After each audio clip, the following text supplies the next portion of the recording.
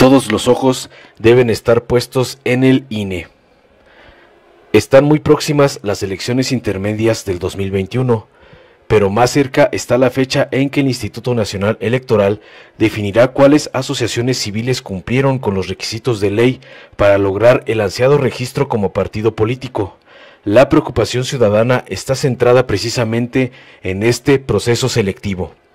El movimiento del expresidente Felipe Calderón, México Libre, intenta obtener el reconocimiento por parte del INE para convertirse en una fuerza política que pueda competir en el siguiente proceso electoral.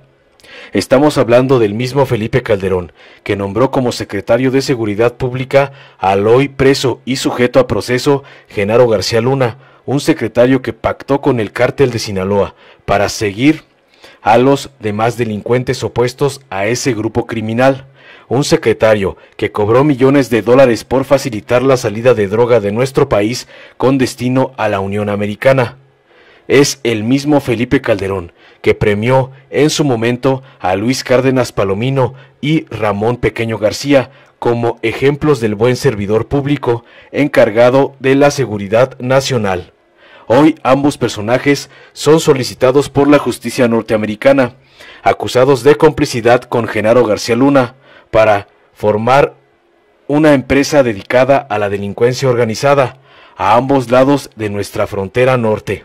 Ese Felipe Calderón es también el que intentó que su señora esposa compitiera en las elecciones presidenciales pasadas, aportando para el registro de su candidatura documentos falsos, donde firmas, nombres y domicilios de los ciudadanos se alteraron en las fotocopias presentadas. Cuando el gobierno de Estados Unidos habla ya de una empresa, y no solo de individuos dedicados a delinquir de manera individual, se refiere a una estructura sólida dentro del gobierno de Felipe Calderón, donde el entonces titular del Ejecutivo puede ser la cabeza de la organización dedicada al tráfico de drogas, asociación delictuosa y lavado de dinero. Es decir, la empresa trabajaba desde el más alto nivel y extendía sus tentáculos en todo el territorio nacional. Felipe Calderón ha señalado en estos últimos días que durante su gobierno se capturó o abatió a un gran número de delincuentes. Lo que omite señalar es que estos muertos y prisioneros pertenecían a los grupos criminales contrarios al cártel de Sinaloa. Es decir, Genaro García Luna convirtió a los órganos de seguridad nacional en el cuerpo de sicarios más violento que ha visto el país. Recordemos que durante el gobierno de Felipe Calderón, a los delincuentes que sobrevivían a los operativos de seguridad no se les tomaba como prisioneros, eran ejecutados a sangre fría. La carnicería fue brutal, si consideramos el número de víctimas colaterales que dejó el paso de la policía de Felipe Calderón por varios estados del país. García Luna ya no enfrenta una condena mínima de 10 años, como sucedía hace unas semanas. La pena mínima que le sería aplicada por pertenecer a una empresa dedicada a la delincuencia es hoy de 20 años. De ahí puede subir hasta la cadena perpetua. No es lo mismo un delincuente común a otro que trabaja organizadamente dentro de una asociación criminal. Es muy probable que Genaro García Luna, Luis Cárdenas Palomino o Ramón Pequeño García intenten salir de la situación complicada que enfrentan, delatando a la cabeza real de la organización.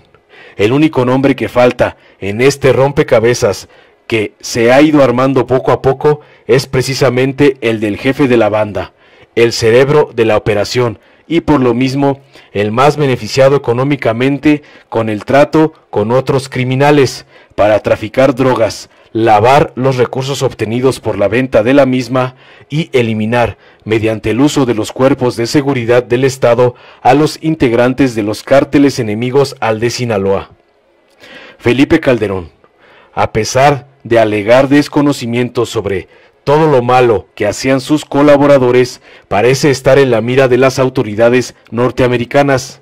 Es él quien reúne todas las condiciones para aparecer como principal sospechoso a los ojos de la justicia de aquel país. Sus antiguos colaboradores o cómplices pueden delatarlo tal y como hoy delata a sus antiguos compañeros Emilio Lozoya Austin. Esta persona es la que está solicitando a las autoridades del INE que aprueben el registro de su asociación México Libre como nuevo partido político. Y esa es la actual preocupación de millones de mexicanos.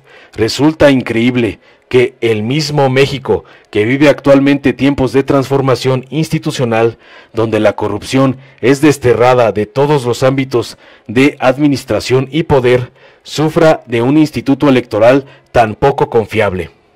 Los señalamientos al INE por los descarados fraudes que ha avalado durante su corta historia son muchos. Jamás se ha comportado como un árbitro imparcial. Por el contrario, su conducta deshonesta ha quedado evidenciada elección tras elección. Los intereses personales de la mayor parte de sus consejeros son de corte conservador. Por lo mismo, han intentado que los candidatos de los partidos políticos de la derecha resulten triunfantes, incluso si el voto ciudadano demanda lo contrario. Esos consejeros del INE van a decidir si otorgan o no el registro a México Libre, a pesar del historial criminal de Felipe Calderón, criminal por haber nombrado a gente que hoy es procesada en otros países por delincuencia organizada, criminal por haber presentado junto con su esposa documentación falsa en elecciones pasadas, criminal porque tiene denuncias presentadas en cortes internacionales en las que se le acusa de crímenes de lesa humanidad.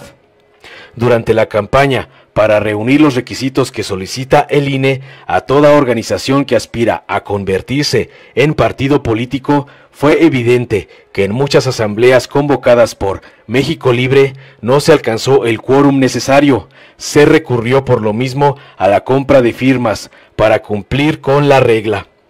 Hay señalamientos de que se alteraron nuevamente datos sobre las credenciales de elector. Además, los topes de gasto de México Libre están por encima del límite autorizado. La campaña publicitaria costó mucho, pues se contrataron los servicios de medios de publicidad muy caros. El INE es una de las instituciones más desprestigiadas en el país. Lorenzo Córdoba y Ciro Murayama son dos personajes despreciados por muchos. México Libre es la próxima prueba que deberán afrontar antes de las elecciones intermedias del 2021. Hay nuevos consejeros en el instituto que deben garantizar claridad sobre el proceso de selección de nuevos partidos políticos. Los ciudadanos del país no quieren al INE corrupto de siempre, menos quieren a un partido político encabezado por uno de los peores presidentes de la historia. Estemos atentos a la próxima resolución del INE, que se dará en unos días más. Exijamos limpieza y transparencia en el dictamen que den en lo que respecta al posible registro del partido de Felipe Calderón. Apoyemos a los consejeros que defiendan el interés nacional y no el bolsillo y los negocios oscuros del resto de los consejeros electorales. Nunca más un narcoestado gobernado. Nunca más un partido conducido por un jefe de cártel. México se está transformando y merece un futuro mejor. Informó Mr. Politicón. Nos vemos el próximo video. Si te gustó, dale like, compártelo, suscríbete y activa la campanita para recibir las notificaciones de nuestro canal.